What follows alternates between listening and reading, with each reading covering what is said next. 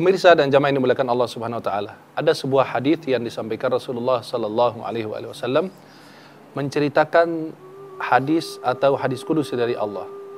Innallaha idza ahabba 'abdan nada Jibril. Jika Allah Subhanahu wa taala mencintai seorang hamba, Allah Subhanahu wa taala akan memanggil Jibril. Wahai Jibril, ahibba fulanan fa inni uhibbah. Wahai Jibril, cintailah fulan bin fulan karena aku mencintainya. Thumma yuhibbuhu Jibril. Kemudian Jibril alaihissalam mencintai orang tersebut. Kemudian Jibril alaihissalam memanggil untuk para penghuni langit semua, bahwasannya Allah mencintai fulan, cintailah dia. Lalu dicintai oleh semua yang ada di langit atau seluruh penghuni langit. Bayangkan kalau kita sebagai hamba-Nya Allah Subhanahu wa taala dicintai oleh Allah Jalla Jalaluhu. Lalu dicintai oleh malaikat yang paling mulia adalah malaikat Jibril. Sesudah dicintai oleh Jibril, dicintai oleh penghuni langit semua. Maka banyak orang dicintai di bumi, tapi nggak dicintai di langit.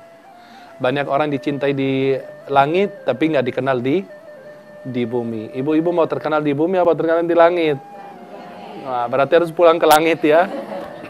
Artinya, kadang-kadang orang itu terkenal di muka bumi karena itu itu artis atau penceramah sering di TV, tetapi penghuni langit nggak mengenalnya sama sekali. Dan banyak orang-orang hamba yang biasa saja, subhanallah, malah dikenal penghuni langit. Kenapa? Karena sudah dicintai oleh Allah dan dicintai oleh malaikat Jibril, dan seluruh penghuni langit mencintainya. Kemudian Rasulullah SAW menjelaskan bahwasannya kalau dia dicintai oleh Allah, kemudian dicintai Jibril, lalu dicintai penghuni langit, lalu dipanggil penghuni bumi. Tuh, karena sudah dicintai di langit, dipanggil penghuni bumi. Wahai para penghuni bumi, Allah mencintai fulan, cintailah dia. Thumma yudha' lahul qabulu fil ard. Artinya dia diterima di muka bumi. Maka setiap orang bertemu dengannya dia senang. Maka itu orang yang dicintai oleh Allah Subhanahu wa taala. Dan tanda Allah mencintai seorang hamba ketika Allah mengirim kita ke tempat-tempat yang baik. Kita hadir majelis ilmu, Allah mencintai kita. Kita masih berzikir, masih beristighfar, berarti Allah masih mencintai kita sebagai hambanya. Ibu-ibu kalau sering ke pengajian, sering baca Quran, sering puasa Senin Khamis, atau sholat malam, atau beristighfar zikir, itu berarti tanda Allah mencintai kita. Walaupun kita masih banyak maksiat, artinya masih di situ ada Allah masih mencintai kita. Masih Allah kirimkan kita ke tempat yang baik. Kalau Allah Subhanahu wa taala membenci kita, kita selalu akan menemukan diri kita ini berada di tempat-tempat maksiat. Gak pernah, na'udzubillah, akan ada di tempat yang baik.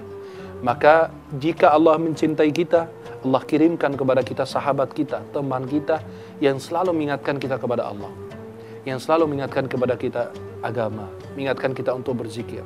Kadang-kadang kita punya teman, handphone kita penuh dengan nomor orang, bermacam-macam, jabatannya, hartanya, kedudukannya, keilmuannya, tetapi nggak ada satupun yang bisa mengajak kita kepada Allah. Tidak ada satupun yang mengajak kita untuk bisa mencari jalan yang dari Allah. Maka coba kadang-kadang kita punya banyak teman, banyak kenalan, tapi sayangnya, subhanallah, nggak ada satupun yang benar-benar akan berbagi syafaat kepada kita di akhirat. Apa fungsinya kita punya teman, sahabat? Kalau kita punya kebaikan, dia diam. Kalau kita punya keburukan, dia sebarkan atau diam-diamkan. Itu tidak. Kita punya sahabat, ketika berbuat baik, dia selalu memuji kita agar kita terus istiqamah melakukan kebaikan. Dan Allah mencintai kita, Allah kirimkan kepada kita teman kita. Ketika kita melakukan dosa dan maksiat, dia mengkritiki kita. Kenapa? Karena dia mencintai kita. Maka sampai Imam Ibnul Jauzi radhiyallahu anhu wa rahimahullah, beliau kalau berbicara tentang Allah Subhanahu wa taala, kata beliau kepada murid-muridnya, jika kalian masuk surga dan tidak menemukan aku di surga, carilah aku di surga. Kalau tidak menemukan aku, datanglah kepada Allah. Ya Rabb, manggil Allah Subhanahu wa taala. Ya Rabb, fulan ini di dunia mengingatkan kami kepadamu. Ya, maka mintalah syafaat untuknya agar dikeluarkan dari api neraka jahanam. Lalu beliau menangis. Itu artinya apa? Beliau itu ingin teman-teman dan sahabat yang benar-benar dicintai oleh Allah dan mencintai Allah menjadi salah satu sebab dia diajak masuk ke dalam surga Allah SWT. Kalau kita benar-benar dicintai oleh Allah, Allah kirimkan kepada kita istri yang salihah, mengingatkan kita kepada kebaikan, selalu mengingatkan kepada Allah SWT. Bukan dia selalu ingatkan kita ke mall, makan, minum, belanja, tidak. Dia Allah kirimkan, Allah mencintai kita, Allah kirimkan kepada kita suami yang saleh. Kenapa? Mengingatkan kita dalam kebaikan. Selalu menegur kita, nggak boleh ini haram, ini nggak halal, dan seterusnya. Maka itu tanda Allah mencintai seorang hamba. Kalau tanda Allah mencintai seorang hamba, Allah kirimkan kepada kita tetangga yang baik. Ketika dia melihat keburukan dalam diri kita, dia menegur kita dengan cara yang baik. Kenapa?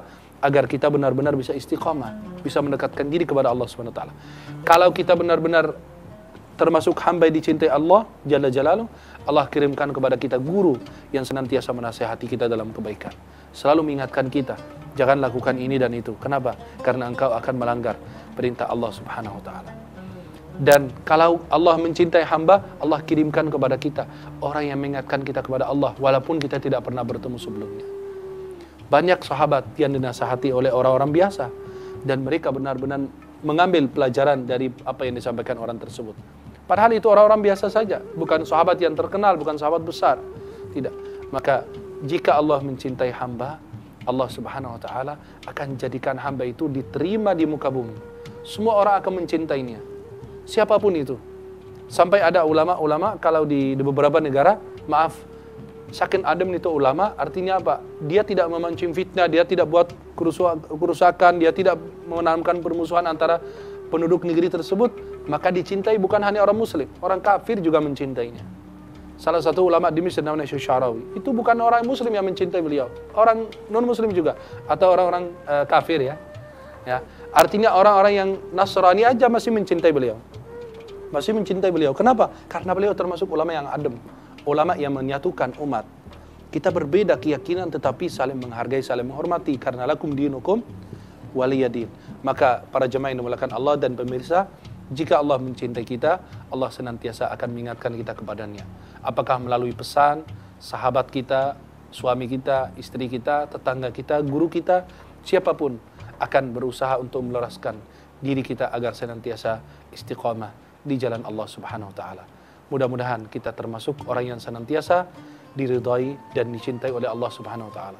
Para pemirsa dan jemaah semuanya, insyaallah kita akan lanjutkan pembahasan kita sesudah pesan-pesan berikut ini insyaallah.